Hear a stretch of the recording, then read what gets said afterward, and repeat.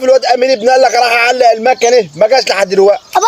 ابا ايش يا امير عواد كده اشكي ايه؟ انا علقت لك المكنه في العربيه وسقيت. انا عاوز اكل بقى. عايز تاكل؟ ايوه والله يا ابني انا قاعد باكل خيار اهو، خد كل معايا خيار.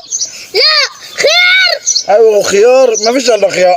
انت منتن كده ليه؟ منت اذا كان عاجبكم مش عاجبكم العيشه معايا الدنيا مفتوحه اهي، روح اسرح وبعيد عني. انت مالكش الا خيار كده. هو مفيش الا الخيار، الصبح خيار والظهر خيار. وتفطر خيار والصبح خيار والظهر خيار. ايوه والعصر خيار. كل دقيقه خيار. والمغرب خيار والعشاء خيار. كل دقيقه خيار. هتعمل ايه؟ انت بقى انا سامك وبس. انا هروح اكل حته جبنه قديمه في البيت. روح كل الجبنه القديم. الجبنه القديمه كتير، ما هو خير احسن من الجبنه القديمه، الجبنه القديمه هتحرق بطنك في الحر ده. اهو خير متلج اهو براحتك روح. ده انا عايز لي فدان خيار. ايش ايه؟